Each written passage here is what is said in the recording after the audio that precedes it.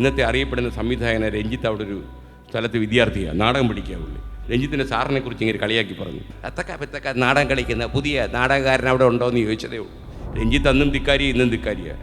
രഞ്ജിത്ത് താൻ എന്ത് കൂറ പാട്ടെഴുത്തുകാരനാണ്, തൻ്റെ പാട്ട് കേൾക്കുമ്പോൾ ഞാൻ ചെവി ഒത്താറുണ്ടെന്നൊക്കെ പോയി ഒരറ്റം അങ്ങ് തുടങ്ങി. ഇട്ട് പോകണം, ഞാൻ വണ്ടി കയറി പോയി. ഒരു 2.5 മണിക്കൂർ കഴിഞ്ഞ് ഞാൻ തിരിച്ച് വണ്ടി പോകുമ്പോഴും അവിടെ മലപ്പുറത്ത് വെച്ച ഒരമ്മ പറഞ്ഞു, ഒരു മകനുണ്ട്, അവന് 18 വയസ്സ് പ്രായമുണ്ട്. ഇവൻ അമ്മയായിട്ടല്ല കാണുന്നു. തൊട്ടടുത്ത മുറിയിൽ അവൻ കിടന്നുറങ്ങുമ്പോഴും ഈ അമ്മ വാതിൽ ഉറക്കത്തില്ല. കേരളം എങ്ങനെ മാറുന്നു എന്നുള്ളത് എന്നെ നടുക്കിയ ഒരു നിലവിളിയ ആറന്മുളയിലെ അമ്മയും ഈ അമ്മയായിരുന്നു. അതുപോലെ സ്കൂൾ ടീച്ചേഴ്സിന് അവർക്കിപ്പോൾ ചുരിദാറിട്ടല്ലേ പഠിപ്പിക്കാൻ പറ്റൂ. കുട്ടികൾ ഏത് രീതിയിലാണ് അവരെ കാണുന്നത്. ഈ സമൂഹത്തിന് ആവശ്യമില്ലാത്ത ഒരു 10% ആൾക്കാർ ഇപ്പോൾ സമൂഹത്തിലുണ്ട്. ഒരാവശ്യമില്ല അവരെ കൊണ്ട്. ISROയുടെ സൈറ്റ് തകർക്കാൻ നിനക്ക് താല്പര്യമുണ്ടെന്ന്. അപ്പോൾ ഇവൻ അങ്ങേ തലയ്ക്കുന്നവൻ ആരാണെന്നറിയോ? അവൻ ഇസ്ലാമിക് തീവ്രവാദിയുടെ ഗോത്രത്തിൽപ്പെടുന്നവനായിരുന്നു. മറ്റൊരാൾക്ക് ബുദ്ധിമുട്ടുണ്ടാകും എന്ന് കരുതി നമ്മൾ നമ്മുടെ ബലി കൊടുക്കേണ്ട കാര്യമില്ല. ഇഞ്ചി my meal partner. How can we maintain mental well-being after spending so much time on online? ഞാനാണ്, എൻ്റെ കാര്യമാണോ? For we students. ഓൺലൈനിൽ ഒരുപാട് സമയം നമ്മൾ ചെലവഴിക്കുമ്പോൾ നമ്മൾ ഒരു കാര്യം എപ്പോഴും ആലോചിച്ചോളണം. നമ്മൾ ഉപദേശിച്ച നന്നാവാത്ത ജനസമൂഹമാണ് മലയാളികൾ. ആരെങ്കിലും ഇപ്പോൾ ഇലക്ട്രിസിറ്റി ബോർഡുകാരുടെ ഏറ്റവും വലിയ പേടി എന്തെന്നറിയോ? അവരൊരു അസ്ഥികൂടം കാണിച്ചിട്ടാണ് തന്നെ അപായം എന്ന് എഴുതി വെച്ചേക്കുന്നത്. ഇവിടെ തുടരുതെന്ന് എഴുതിയാലേ എങ്ങനെങ്കിലും അവിടെ നിന്നും തൊട്ട് നോക്കാൻ പറ്റുമോ നമ്മൾ നോക്കും. അങ്ങനെ അങ്ങ് പറയരുതല്ലോ, തൊടാൻ പറ്റത്തില്ല, എങ്കിലും തൊട്ട് നോക്കിയാൽ എന്തോ കുഴപ്പം എന്ന് ചിന്തിക്കുന്നവരാണ്. അതിൻ്റെ നമ്മളെപ്പോഴും കരുതേണ്ടത് ഈ നമ്മുടെ ശരീരം എന്ന് പറയുന്നത് നിർമ്മിച്ചിരിക്കുന്നത് ഈ കമ്പ്യൂട്ടർ ശൃംഖലയ്ക്ക് പറ്റിയ രീതിയിലല്ല. കാര്യം ഒടേ തമ്പുരാൻ ഇത് ഉണ്ടാക്കുന്ന സമയത്ത് ഈ കമ്പ്യൂട്ടർ കണ്ടുപിടിച്ചിട്ടില്ലായിരുന്നു. അവിടെ നമ്മളിപ്പോൾ ഇങ്ങനെ കൈ വെക്കുന്ന സമയത്ത് ശരിക്കും ഓർത്തോ ഡോക്ടർമാരൊക്കെ പറയും നമ്മുടെ പോസിങ് കറക്റ്റല്ല, നമ്മൾ മാത്രമല്ല കൈ കുലുക്കത്തില്ല, നമ്മൾ ഇമ വെട്ടത്തില്ല, ഒന്നും ചെയ്തില്ല. നമ്മുടെ ഫിസിയോളജിയും നമ്മുടെ ഈ യാന്ത്രിക വളർച്ചയും തമ്മിൽ ബന്ധമില്ല. അതുകൊണ്ട് നിങ്ങൾ കുറച്ച് നേരം ഒന്ന് എഴുന്നേറ്റ് നടക്കുക. അപ്പോൾ ഒരുപാട് സമയം ഈ ഓൺലൈനിൽ കഴിയുന്ന ആളുകൾ, ഓൺലൈൻ അഡിക്റ്റ് ആവുന്ന ആളുകൾ, എനിക്ക് തോന്നുന്നതില്ല അവർക്ക് ജീവിതത്തിൽ ഒരുപാട് നേട്ടങ്ങളുണ്ടാകുമെന്ന്. നടൻ ബൈജു പറഞ്ഞില്ലേ, ഒരു മര്യാദ വേണ്ടിയിട്ടേ എന്ന് പറയുന്ന പോലെ എന്തിനും ഒരു മര്യാദ ഉണ്ട്. നമ്മൾ കുറച്ച് നേരം ഇങ്ങനെ ഇപ്പം തന്നെ നമുക്ക് സ്പോണ്ടലൈറ്റിസ് പോലുള്ള അസുഖങ്ങൾ പിടിപെടും. നമ്മളിങ്ങനെ തന്നെ നോക്കിയിരുന്ന നമ്മൾ കണ്ണൊക്കെ അടച്ചു. ഇത് ഏറ്റവും വലിയൊരു അപകടം ഞാൻ കാണുന്നത് ഈ ഓൺലൈനിൽ ഒരുപാട് മണിക്കൂർ കഴിയുന്ന ആളുകൾക്ക് വീട്ടിലുള്ളവരോട് പോലും സംസാരിക്കാൻ താല്പര്യമില്ല. പിന്നെ പെട്ടെന്ന് അവർക്കങ്ങ് ദേഷ്യം വരും. ഇപ്പം നമ്മൾ തന്നെ ഈ ഓൺലൈനിലുള്ള ആൾക്കാരോട് കഞ്ഞി കുടിക്കുന്ന അമ്മ ചോദിച്ചു കഴിഞ്ഞാൽ ഇപ്പോൾ കുടിക്കുന്നില്ല. എന്താ കുടിക്കാത്ത? പറഞ്ഞാൽ മനസ്സിലാവത്തില്ലയോ? ഇപ്പോൾ കുടിക്കുന്നില്ല. അല്ല, നീ ഇന്ന് രാവിലെ ഒന്നും കഴിച്ച, ഞാൻ എൻ്റെ കാര്യം നോക്കാൻ എനിക്കറിയാം, യു മൈൻഡ് യുവർ ബിസിനസ്. 2 കുത്ത്, അവിടെ 4 കുത്ത്. അപ്പോൾ ഇങ്ങനെ അപ്പം ആ അമ്മ എന്ന് പറയുന്ന കമ്പ്യൂട്ടറൈസ്ഡ് അമ്മയല്ലാത്തതുകൊണ്ട് അമ്മയ്ക്കുള്ളിലേക്ക് അടുക്കളയിൽ പോയി നമ്മ കരുതുന്നത് എൻ്റെ കുട്ടിക്ക് എന്തായി പറ്റുന്നത് എന്ന് ചോദിക്കും. അത് കഴിയും മൊബൈൽ ഫോണുമായിട്ട് അച്ഛൻ വീട്ടിലേക്ക് വന്ന് കയറും. അച്ഛൻ വന്ന് കയറുമ്പം അവൾ കഞ്ഞി കുടിച്ചില്ല, കണക്കായിപ്പോയി. കാര്യം പുള്ളിയും തിരക്കില്ല, ഫോണിൽ ആരോ നിൽക്കുക. അപ്പോൾ അല്ല നിങ്ങളൊന്ന് പറയും, പിന്നെ എനിക്കതാ പണി. അപ്പോൾ എല്ലാവരും വീട്ടിലങ്ങ് ഭയങ്കര തിരക്കാണ്. പണ്ടെങ്ങനെ ആയിരുന്നു? നമ്മുടെ വീടുകളിൽ പ്രായമുള്ളവർക്കറിയാം, തീന്മേശയിലായിരുന്നു എല്ലാ ചർച്ചയും. അപ്പോൾ അവിടെ മൊബൈൽ ഫോണൊന്നുമില്ല, വല്ലപ്പോഴും ഇരിക്കുന്ന ലാൻഡ് ഫോൺ അടിച്ചെങ്കിലായി. അപ്പോൾ ഈ തീന്മേശയിൽ വന്നിരിക്കുമ്പോഴാണ് നിൻ്റെ ആ ലീലാമണി ടീച്ചർ ട്രാൻസ്ഫറായി അല്ലേ, അപ്പോഴാണ് ടീച്ചറിൻ്റെ കാര്യമൊക്കെ ചോദിക്കുന്നത്. ഇപ്പം നിങ്ങൾ കുട്ടികളുടെ ഏറ്റവും വലിയ പ്രശ്നം, കുട്ടികളുടെ കാര്യങ്ങൾ കേൾക്കാൻ വീട്ടിൽ ആളില്ല. അവരാരോട് പറയും? അപ്പോൾ നമ്മൾ ശരിക്കും പറഞ്ഞാൽ വീട്ടിലുള്ളൊരു കുട്ടികളുടെ എല്ലാ കാര്യവും നമ്മൾ കേൾക്കണം. അവരുടെ വളർച്ച, അവരുടെ മാറ്റങ്ങൾ. അപ്പം മാത്രമല്ല ഈ സമൂഹത്തിലുള്ളൊരു പ്രശ്നം എന്താണെന്ന് ചോദിച്ചു കഴിഞ്ഞാൽ ഈ സമൂഹത്തിന് ആവശ്യമില്ലാത്തൊരു 10% ആൾക്കാർ ഇപ്പോൾ സമൂഹത്തിലുണ്ട്. ഒരാവശ്യമില്ല അവരെ കൊണ്ട്. പോകുന്ന വഴിക്ക് 8 അടി പൂർക്കം കുത്തി ചാകടയെന്ന് പോലും നമുക്ക് തോന്നിപ്പോകുന്ന രീതിയിലുള്ള ആൾക്കാർ ഈ നാട്ടിലുണ്ട്. യവന്മാർ അപകടകാരിയാണ്, ദേ ആർ വെരി ഡേഞ്ചർ. അപ്പോൾ അതുകൊണ്ട് ഞാൻ ഉദാഹരണം പറയാം. തിരുവനന്തപുരത്ത് ഒരു പയ്യൻസ്, അവന് 7ാം ക്ലാസ്സിൽ പഠിക്കുക. അവന് അത്യാവശ്യം ഒരു സയൻസ് തലയാണ്. അവനൊരു സയൻറ്റിഫിക് ടെമ്പറത്തിരി കുട്ടിക്കാലത്തെ കുടുംബ പാരമ്പര്യമായിട്ട് അവന് കൂടുതലാണ്. അവനോട് ഒരുത്തൻ പറഞ്ഞു കൊടുത്തു, ഒരു ചേട്ടൻ വന്ന് പറഞ്ഞു കൊടുത്തു, ISROയുടെ സൈറ്റ് തകർക്കാൻ നിനക്ക് താല്പര്യമുണ്ടോ എന്ന് ചോദിച്ചു. യോമി വിചാരിച്ചു ഈ ISRO എന്നൊക്കെ പറഞ്ഞാൽ ഇവിടെ കണ്ട ഒരു പോലീസ് സ്റ്റേഷൻ്റെ പേരേതാണ്ടാന്ന്. അവൻ ISROയുടെ സൈറ്റ് തകർക്കാനായിട്ട് അവനിപ്പോൾ സഞ്ചരിച്ചു. ISROയുടെ സൈറ്റിലൊന്നും കയറാൻ പറ്റത്തില്ല. അത് അത്യാവശ്യം തലയുള്ളൊരു ഡിസൈൻ ചെയ്തതാണ്. അതിന് വേലിക്ക് ഇപ്പുറത്തേ നിൽക്കാൻ പറ്റും, അപ്പുറത്തോട്ട് കയറാൻ പറ്റത്തില്ല. എവിടെയോ ചെന്ന് മൂലയ്ക്ക് കണ്ടൊരു കുത്തിയിട്ടുണ്ട്, അത്രയേ ഉള്ളൂ. അപ്പോൾ ഇവൻ പിന്നീട് മെസ്സേജ് അയച്ചു, നിന്നെ നാളെ പോലീസ് പിടിക്കും, നീ ISROയുടെ സൈറ്റ് തകർത്തവനാണ്, അതുകൊണ്ട് നീ സ്റ്റേഷനിലാവും. ചെറുക്കന് പേടിയായി, ഇവൻ ഉറക്കം വരുന്നില്ല, അവന് പനി പിടിച്ചു. ആശുപത്രി കൊണ്ടുപോയി കിടുകിടെ വിറക്കിയ ഡോക്ടർ ചോദിച്ചപ്പോൾ പറഞ്ഞു ഞാൻ സൈറ്റ് തകർത്തു. ഏത് സൈറ്റ് തകർത്തു? എന്ത്? ഡോക്ടർ ചോദിച്ച് മനസ്സിലാക്കി. അവൻ എടാ മോനെ അങ്ങനെ അടിച്ച് കാണിച്ചു കൊടുത്തു ISROയുടെ സൈറ്റ്. നീ ഇവിടെ കാണാൻ തകർക്കാൻ പറ്റിയോ? ഇല്ലല്ലോ. അവൻ വെറുതെ പറഞ്ഞാന്ന് പറഞ്ഞു. അപ്പോൾ ഇവൻ അങ്ങേ തലയ്ക്കുന്നവൻ ആരാണെന്നറിയോ? അവൻ ഇസ്ലാമിക് തീവ്രവാദിയുടെ ഗോത്രത്തിൽപ്പെടുന്നവനായിരുന്നു. ഇവനെ പേടിപ്പിച്ച് ആ വഴിക്ക് കൊണ്ടുവരികയായിരുന്നു അവൻ്റെ ലക്ഷ്യം. വീട്ടുകാർക്ക് മനസ്സിലായതുകൊണ്ട് അവൻ രക്ഷപ്പെട്ടു. നിങ്ങൾ ശരിക്കും നമ്മൾ ഈ അടുത്തിടയ്ക്ക് നിങ്ങൾ അറിയാറില്ല, ഞാൻ ടെലിവിഷൻ ചാനലിൽ രാവിലെ പറഞ്ഞ ഒരു കാര്യം കൊണ്ട് ഒമാനി വന്നൊരു കുടുംബത്തിന് ഭയങ്കര ശല്യമായി. ഞാൻ പെൺകുട്ടികളോട് ഒരു ദിവസം പറഞ്ഞു, നിങ്ങൾ എത്ര ബന്ധമുണ്ടെന്ന് പറഞ്ഞാലും നിങ്ങൾക്ക് എന്തെങ്കിലും ഒരു സാധനം അപ്രതീക്ഷിതമായ ഒരാൾ വെച്ച് നീട്ടിയാൽ അത് വേണ്ടെന്ന് അവൻ്റെ മുഖത്ത് നോക്കി പറഞ്ഞിട്ട് നടന്നു പോകണമെന്ന് പറഞ്ഞു. അതുകൊണ്ട് അയാൾക്ക് എന്തെങ്കിലും അനവസരം ഉണ്ടായി അത് അയാളുടെ ബിസിനസ്, നിങ്ങൾ ടെൻഷൻ ഉണ്ടായിരിക്കില്ല, അത് അവൻ ടെൻഷൻ അടിച്ചോട്ടെന്ന് പറഞ്ഞു. അതുകൊണ്ട് നിങ്ങൾ ചെയ്യരുത്. ഒരുത്തൻ നിങ്ങളുടെ പിറകെ കൂടിയിട്ട് നിങ്ങൾക്ക് ഈ സാധനം കഴിച്ചാൽ നിങ്ങളുടെ ആരോഗ്യത്തിനെല്ലാം കൂടെ ഉള്ള ഒറ്റമൂലിയായി ഇതെന്നൊക്കെ പറഞ്ഞ് കൂടും ആൾക്കാർ. പഠിച്ച പാഠഭാഗങ്ങളെല്ലാം നിങ്ങൾക്ക് അതുപോലെ കടലാസിൽ ഛർദ്ദിക്കാനുള്ള സംഭവം കിട്ടും എന്നൊക്കെ പറയും. പക്ഷേ നിങ്ങൾ കേൾക്കരുതെന്ന് പറയും. അപ്പോൾ ഒമാനിൽ വന്നൊരു കുടുംബം ഒരു മിഠായി എടുത്ത് ഒരു ഹയർ സെക്കൻഡറി സ്കൂളിൽ പഠിക്കുന്നൊരു പെൺകുട്ടിക്ക് നീട്ടി ഈ കൊച്ചി നഗരത്തിൽ. ആ കുട്ടി ഭയങ്കര വെള്ളം ഉണ്ടാക്കിയവരെ പോലീസുകാരൊന്ന് പിടിച്ചുകൊണ്ടു ഈ ഒമാൻ കുടുംബത്തെ. അവർ സത്യം പറഞ്ഞാൽ അവരുടെ കുട്ടി കഴിച്ചപ്പം ഒരു മിഠായി എടുത്ത് ഈ കുട്ടിക്ക് നീട്ടിയതാണ്. അവരവിടെ 4 മണിക്കൂറോളം ആ സ്റ്റേഷനിൽ ഇരിക്കേണ്ടി വന്നു. അത് കഴിഞ്ഞിട്ട് ആ സ്റ്റേഷനിലെ സർക്കിള് എന്നെ വിളിച്ചിട്ട് പറഞ്ഞു, നിങ്ങൾ പറഞ്ഞതുകൊണ്ട് ഒരു കുട്ടി ഇങ്ങനെ ഒരു കുടുംബത്തിനെതിരായിട്ട് പരാതി കൊടുത്ത് പ്രശ്നമായി എന്ന് പറഞ്ഞു. ഞാൻ പറഞ്ഞു, ഒമാനിൽ നിന്ന് വന്നൊരു കുടുംബത്തിനെ കുറിച്ച് ബുദ്ധിമുട്ടായതല്ലേ ഉള്ളൂ. യഥാർത്ഥത്തിൽ അവിടെ നിന്ന് വന്നവൻ മയക്കുമരുന്നാണ് വെച്ച് നീട്ടിയെങ്കിൽ ഈ കുട്ടി കഴിക്കില്ലേ? അതുകൊണ്ട് ആ അലവസരപ്പെടുത്തിയത് നിങ്ങൾ ടെൻഷൻ ആവണ്ട, നിങ്ങൾ ആ തൊപ്പിയൊക്കെ ഒന്ന് ഉറപ്പിച്ച് വെച്ച് കസേര തന്നെ ഇരുന്നു, ടെൻഷൻ ആവണ്ടെന്ന് പറഞ്ഞു. ഞാൻ പറഞ്ഞു, നമ്മൾ മറ്റൊരാൾക്ക് ബുദ്ധിമുട്ടുണ്ടാകും എന്ന് കരുതി നമ്മൾ നമ്മളെ ബലി കൊടുക്കേണ്ട കാര്യമില്ല. അത് വളരെ പ്രധാനപ്പെട്ട കാര്യമാണ്. നമ്മൾ രാത്രിയിലൊക്കെ ഉറങ്ങാതിരുന്ന് ഈ ഓൺലൈനിലൊക്കെ സഞ്ചരിക്കുന്ന ഒരുപാട് കുട്ടികൾ ഇപ്പോഴുണ്ട്. അപ്പോൾ ഇപ്പോൾ പ്രശ്നം എന്താണെന്ന് വെച്ച് കഴിഞ്ഞാൽ, ഈ പണ്ടൊക്കെ വീടുകളിൽ വാതിലുകൾ അടയത്തില്ലായിരുന്നു. ഇപ്പം വാതിൽ അടച്ചിട്ട് 4ാം ക്ലാസ്സിൽ പഠിക്കുന്ന കുട്ടി അതിനകത്ത് ഏകാന്തമായ യാനങ്ങളിലൂടെ അവനിങ്ങനെ സഞ്ചരിച്ചുകൊണ്ടിരിക്കുക. എങ്ങോട്ടാ? അവന് ആകാശത്തോടെ സഞ്ചരിക്കാൻ പറ്റുമോ? അവന് യഥാർത്ഥത്തിൽ ഈ പാറ്റയോ പല്ലിയോ പഴുതാരയോ മുറിക്കകത്തൂടെ പോയ വാവിട്ട് നിലവിളിക്കുന്ന പയ്യനാണ് ഒറ്റയ്ക്കൊരു മുറിയിൽ മണിക്കൂറോളം കുത്തിയിരിക്കുക. ഞാൻ പറയുന്നത്, ഇപ്പോഴത്തെ കുട്ടികളെ നിങ്ങൾ നേരിടുമ്പോൾ ഭയങ്കര സെൻസിറ്റീവായ ഒരു ജനറേഷനാണ്. അവരെന്ന് പറഞ്ഞാൽ നമ്മൾ രാവിലെയൊക്കെ നിൽക്കുമ്പോൾ നമ്മുടെ തന്നെ മനസ്സങ്ങ് തളർന്നു പോകും. എത്ര ആത്മഹത്യകളാണ് കുട്ടികൾ ചെയ്യുന്നത്, പലരും വീട് വിട്ടിറങ്ങി പോകുന്നു. നമ്മുടെ തന്നെ റിപ്പോർട്ടർമാരെ മെയിൻ പണി ഇപ്പോൾ എന്തോന്നറിയോ, പെരുമ്പാവൂർ ഒരുത്തിനെ കാണാതെ പോയി. അവന് കൊച്ചിയിലുണ്ടെന്നാണ്. ഞാൻ കൊച്ചിയിലുള്ള റിപ്പോർട്ടേഴ്സിനോട് പറയും, ലൈവിൽ തന്നെ പറയും, നിങ്ങൾ അവിടെ ഇവിടെയൊക്കെ ഒന്ന് അന്വേഷിച്ചേക്കുക, ഇങ്ങനെ കുട്ടിയെ കാണാതെ പോയിട്ടുണ്ട്, അവൻ ഇട്ടിരിക്കുന്ന ഉടുപ്പിൻ്റെ നിറം ഇതാണ്. അവൻ്റെ പരിപാടി ഇപ്പോൾ ജേർണലിസം അല്ല, കുട്ടികളെ കണ്ടുപിടിക്കുക. അപ്പോൾ ഒന്ന് പറഞ്ഞ് രണ്ടാമത്തിന് കുട്ടികൾ ഇറങ്ങിപ്പോവുക, അല്ലെങ്കിൽ കുട്ടികൾ കയറി സൂയിസൈഡ് ചെയ്ത് കളയുക. അപ്പോൾ ഇത് നമ്മുടെ ഒരു കുട്ടിയൊക്കെയുള്ള ഒരു വീട്ടിൽ നമ്മളിപ്പോൾ അമ്മമാരൊക്കെ അല്ലെങ്കിൽ ടീച്ചേഴ്സൊക്കെ തന്നെ വഴക്ക് പറഞ്ഞു പോയി കഴിഞ്ഞാൽ ഭയങ്കരമായ അഭിമാന ബോധമാണ് കുട്ടികൾക്ക്. പെട്ടെന്ന് അവരുടെ അഭിമാനം വ്രണപ്പെട്ടു. നമ്മളൊക്കെ എന്ന് പറഞ്ഞാൽ, ഞാൻ കൊല്ലം SN കോളേജിലെ വിദ്യാർത്ഥിയായിരുന്നു. ഞാനൊരിക്കൽ ഈ കോളേജിലൊരു പഠിപ്പ് മുടക്കം നടന്നപ്പോൾ കോളേജ് വിട്ടു എന്ന് അറിയിക്കാൻ വേണ്ടി ബെല്ലെടുത്ത് വെച്ച് അടിച്ച്. എനിക്ക് ചെയ്യാവുന്നൊരു കോൺട്രിബ്യൂഷനാണ്, പിയൂൺ ചെയ്യേണ്ട പണിയാണ്. ഞാൻ എടുത്ത് വെച്ച് അടിച്ചു, ബെല്ലെടുത്ത് വെച്ച് അടിച്ചു. പ്രിൻസിപ്പൽ പുറകെ നിൽക്കുന്ന ഞാൻ കണ്ടില്ല. ഈ പ്രിൻസിപ്പൽ പ്രശ്നം, അങ്ങനെ ആൾ ഗുണ്ടയാണ്, അങ്ങനെ മർദ്ദനമുള്ള ആളാണ്. അപ്പോൾ അങ്ങേരെ എൻ്റെ പുറത്തിട്ടൊരു 4 ഇടി ഇടിച്ചെന്നെ അങ്ങ് തറയിട്ട് എൻ്റെ മേളിൽ കയറി 4 ഇടി ഇടിച്ച്. കോളേജിൻ്റെ ബെല്ലെടുത്ത് വെച്ച് അടിക്കാൻ നിനക്ക് ധൈര്യം വന്നോ? ഒന്നോടാന്ന് ഊക്കം തോറും പുള്ളിക്ക് ടെൻഷനാണ്. ആ ഇടിയല്ല എനിക്ക് കിട്ടിക്കൊണ്ടിരുന്നു. സത്യത്തിൽ എനിക്ക് യഥാർത്ഥ ഒളിമ്പിക്സ് മെഡൽ കിട്ടിയല്ലായിരുന്നു 2 ആഴ്ചത്തേക്ക് കോളേജിൽ. സാറിൻ്റെ ഇതൊരു 8 ഇടി അവന് കിട്ടി. 4 ഇടിക്ക് എന്നെ അവൻ തറയെ വീണു. അവൻ്റെ മേളിൽ കയറുന്ന സാറ് ഇടിച്ചതെന്ന് പറഞ്ഞു. ഞാൻ എത്ര കാലം അത് അഭിമാനത്തോടെ കൊണ്ടുവരുന്നറിയാം. ആ കൊണ്ട 8 ഇടി, ആ ഇടിയിലാണ് ഞാനിപ്പോൾ ഇവിടെ ഇരിക്കുന്നത് ശരിക്കും. അപ്പോൾ ഇത് കാരണം ആ സാറിനെ കാണുമ്പോഴൊക്കെ ഞാൻ സാറിന് പറയും, സാറേ അന്നത്തെ ഇടി സൂപ്പറായിരുന്നു. അപ്പോൾ ഇത് നമുക്കൊരു അഭിമാനം. ഇന്നങ്ങനെയല്ല, പിള്ളേരുടെ താടിക്കൊരു തട്ട് കെട്ടിയാൽ മതി പിതാവ്, അവൻ്റെ കാര്യം പോക്കാം. അപ്പോൾ നമ്മളതുകൊണ്ട് ഞാൻ ഓൺലൈൻ മാത്രമല്ല, എന്ത് കാര്യത്തിനും നമ്മൾ ജീവിതത്തിൽ നിന്ന് ക്രമപ്പെടുത്തണം.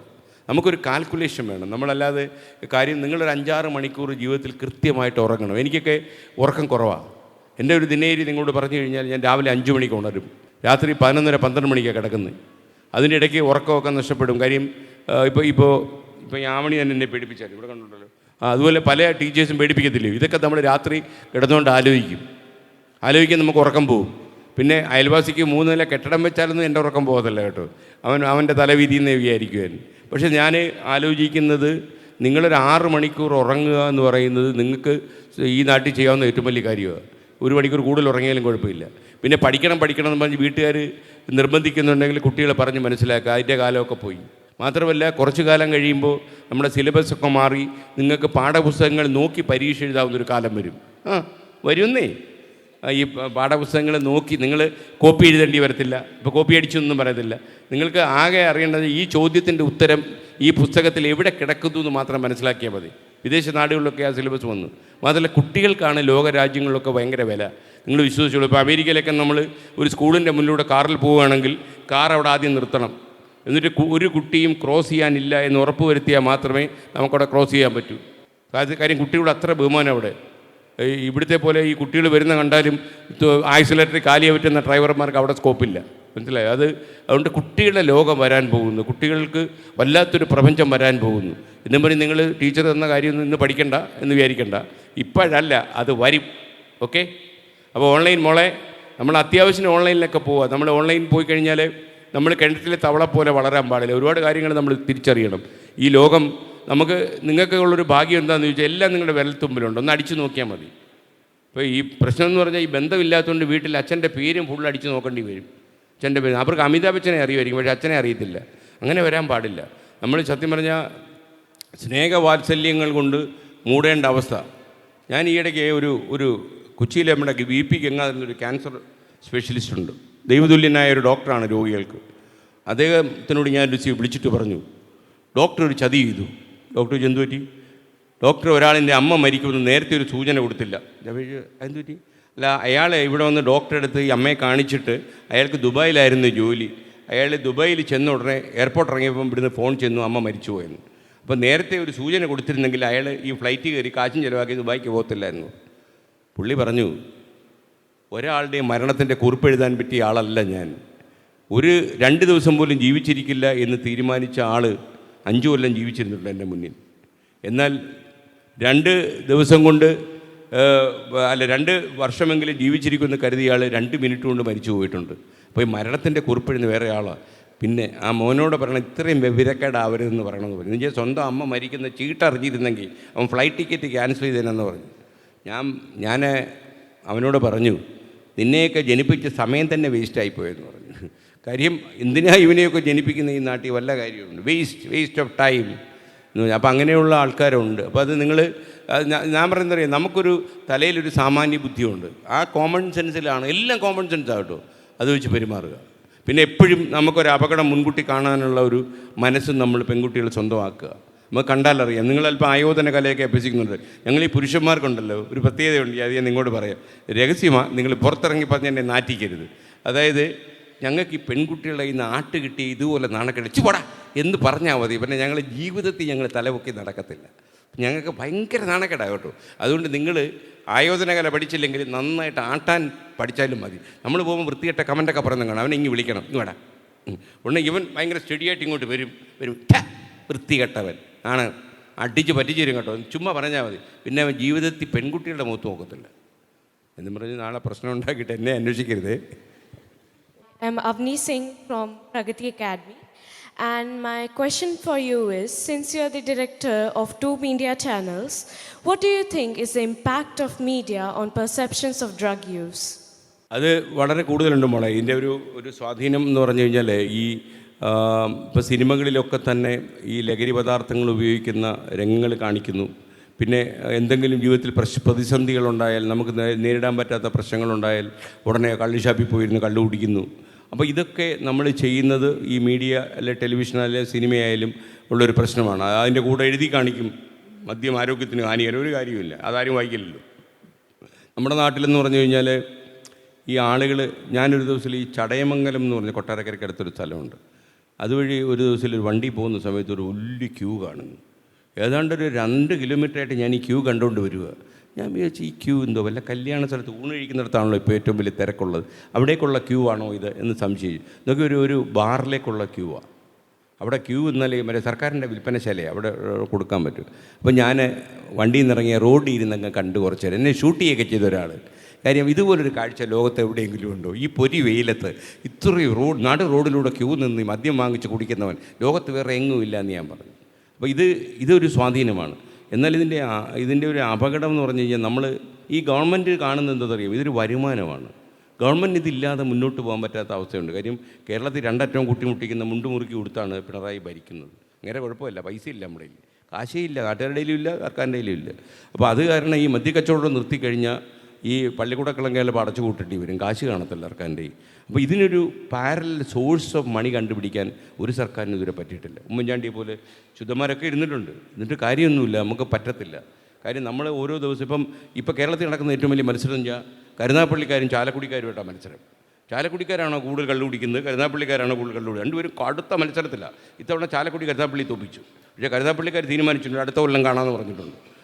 അപ്പോൾ ഇത് ഇങ്ങനൊരു മത്സരം നടക്കുന്നതിൻ്റെ സ്വാധീനത്തിൽ ഒരുപാട് ഘടകങ്ങളുണ്ട്. ഇതൊരു സാമൂഹിക പ്രശ്നമാണ്. അപ്പോൾ എന്നോട് പലരും ചോദിച്ചു, നിങ്ങൾ മയക്കുമരുന്നെതിരായിട്ട് നടക്കുമ്പോൾ നിങ്ങൾ മദ്യത്തെക്കുറിച്ച് എന്താ പറയാത്തതെന്ന് പലരും ചോദിക്കുന്നുണ്ട്.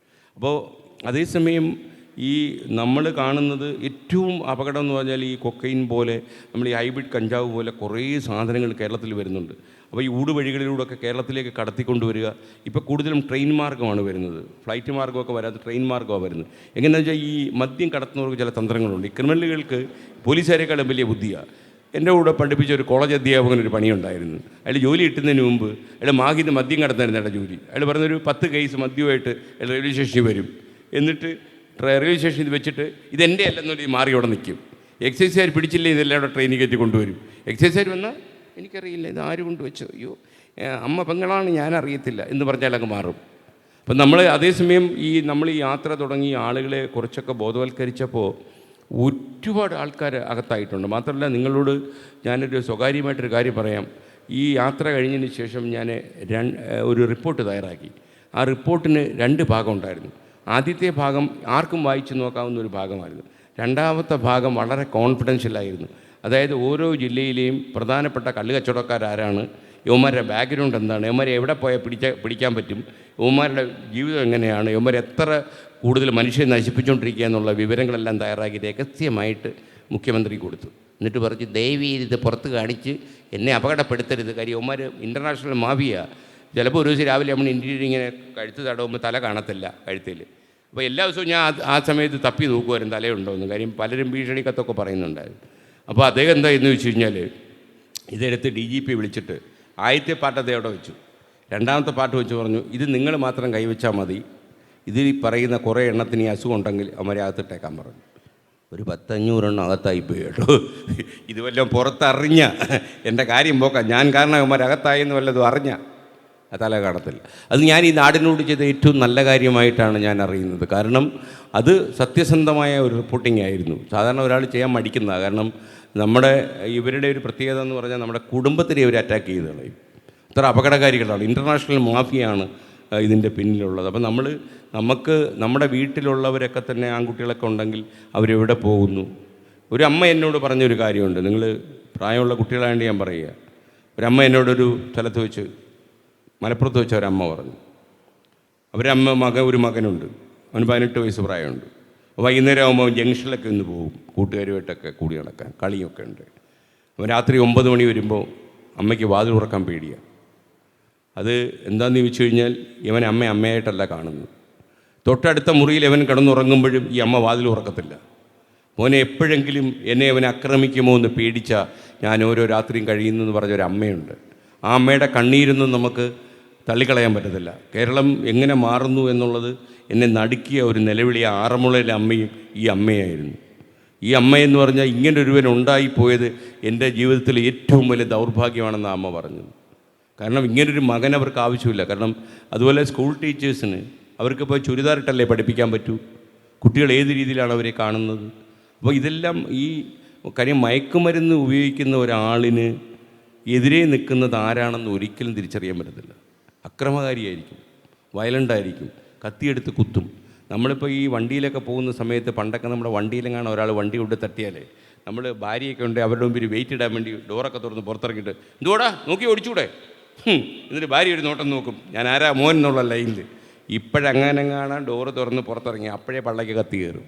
കാര്യം 17-18 വയസ്സ് ലൈസൻസ് ഇല്ലാത്തവനായിരിക്കും വണ്ടി ഓടിച്ച് വരുന്ന, മിക്കവാറും മയക്കുമരുന്നും കഴിച്ചിട്ട് വരും. അതുകൊണ്ട് നമ്മൾ ആരെങ്കിലും കൊണ്ട് വണ്ടി തട്ടിക്കഴിഞ്ഞാൽ നമ്മുടെ ഗ്ലാസ് കൂടെ അങ്ങ് ഇടണം, ഗ്ലാസ് താഴ്ത്തരുത്, എന്നിട്ട് തൊഴുതേക്കണം, ദയവ് ചെയ്ത് എൻ്റെ ജീവൻ ബാക്കി തരണേ എന്ന് പറഞ്ഞേക്കണം. അല്ലാതെ പെണ്ണുമ്പിളെ കാണിക്കാൻ വേണ്ടി പുറത്തെങ്ങാണ് ഇറങ്ങിക്കഴിഞ്ഞാൽ വീടെത്തത്തില്ല, അത്രയേ ഉള്ളൂ. അവിടെ തന്നെ വീഴും മിക്കവാറും. എത്ര കേസുകളാണ് ഈ ആൾക്കാർ വഴിയിൽ ചെറിയ കാര്യത്തിൽ പണ്ടൊക്കെ എന്ന് പറഞ്ഞാൽ മലയാളി ഇറങ്ങി നിന്ന് ഒരു 4 മണിക്കൂർ വഴക്ക് കൂടിയാലും ഒന്നും സംഭവിക്കത്തില്ല. ഞാനൊരിക്കൽ പണ്ട് എൻ്റെ ആകാശവാണി ജീവിതത്തിൽ MD രാജേന്ദ്രൻ ഒരു കവിയുണ്ട്, നിങ്ങൾക്കറിയാം. അദ്ദേഹം നമ്മളുടെ റേഡിയോ സ്റ്റേഷനിലെ അനൗൺസറായിരുന്നു. അതേ ഞാനിവിടെ തൃശ്ശൂർ നഗരത്തിൽ പോയിട്ട് ഒരു വുഡ്ലാൻഡ്സ് ഒരു ഹോട്ടലിൽ പോയി മസാല ദോശയൊക്കെ കഴിച്ച് പുറത്തിറങ്ങിയപ്പോൾ ഇന്നത്തെ അറിയപ്പെടുന്ന സംവിധായകനെ രഞ്ജിത്ത് അവിടെ ഒരു സ്ഥലത്ത് വിദ്യാർത്ഥിയാണ്, നാടകം പഠിക്കുക പുള്ളി. ആ രഞ്ജിത്തിൻ്റെ സാറിനെക്കുറിച്ച് ഇങ്ങനെ കളിയാക്കി പറഞ്ഞു. ജി ശങ്കരപ്പിള്ള സാർ എന്ന് പറഞ്ഞാൽ പ്രശസ്തനായ അത്തക്ക നാടകം കളിക്കുന്ന പുതിയ നാടകക്കാരൻ അവിടെ ഉണ്ടോ എന്ന് ചോദിച്ചതേ ഉള്ളൂ. രഞ്ജിത്ത് അന്നും ധിക്കാരി ഇന്നും ധിക്കാരിയാണ്. രഞ്ജിത്ത് അങ്ങോട്ട് തുടങ്ങിയ ഒരറ്റത്തു നിന്ന് MD രാജേന്ദ്രൻ്റെ കവിതയൊക്കെ കീറി മുറിച്ച് താൻ എന്ത് കൂറ പാട്ടെഴുത്തുകാരനാണ്, തൻ്റെ പാട്ട് കേൾക്കുമ്പോൾ ഞാൻ ചെവി ഒത്താറുണ്ടെന്നൊക്കെ പോയി ഒരറ്റം നിന്നങ്ങ് തുടങ്ങി. അപ്പോൾ ഒരു 3/4 മണിക്കൂറായി, മിക്കവാറും തീരുന്ന പരിപാടിയില്ല. എനിക്കൊരു അത്യാവശ്യം ഒരു സ്ഥലത്ത് പോകണം. ഞാൻ വണ്ടി കയറി പോയി. ഒരു 2.5 മണിക്കൂർ കഴിഞ്ഞ് ഞാൻ തിരിച്ച് വണ്ടി പോകുമ്പോഴും അവിടെ ഇങ്ങനെ നടക്കുക, അവിടെ തീർന്നിട്ടില്ല. പിന്നെ ഞാൻ രാജേന്ദ്രനോട് ചോദിച്ചു എപ്പോൾ തീർന്നായിരുന്നു ചോദിച്ചു. പിന്നെ 1.5 മണിക്കൂറാണ് പോയെന്ന് പറഞ്ഞു. എന്നിട്ടും അടിയുണ്ടായിട്ടില്ല. കാര്യം ആൾക്കാർ സംസാരിക്കുമ്പം അങ്ങനെ പ്രശ്നം ഉണ്ടാകുന്നില്ല. പക്ഷേ ഇപ്പം അങ്ങനെയല്ല, 1.5 സെക്കൻഡ് പോലും എടുക്കത്തില്ല നല്ല തുരുമ്പ് പിടിച്ച കത്തി പള്ളയ്ക്ക് കയറാൻ. അതുകൊണ്ട് നിങ്ങൾ വണ്ടിയിലേക്ക് പോകുമ്പോൾ വളരെ ശ്രദ്ധിക്കുക, ഗ്ലാസ് എപ്പോഴും ഇട്ടേക്കണം. ആരെങ്കിലും കൊണ്ട് തട്ടിക്കഴിഞ്ഞാലോ അവർ വന്ന് തട്ടിയാലോ നമ്മളെ അല്ല, നമ്മുടെ വണ്ടിയെ അല്ല തട്ടിയിരിക്കുന്നത്, വേറെ ആരുടെയാണെന്ന് വിചാരിച്ചിട്ട് ഇങ്ങനെ തൊഴുതേക്കണം, അങ്ങ് രക്ഷപ്പെട്ടു പോവാം. Okay. Inji, my meal partner.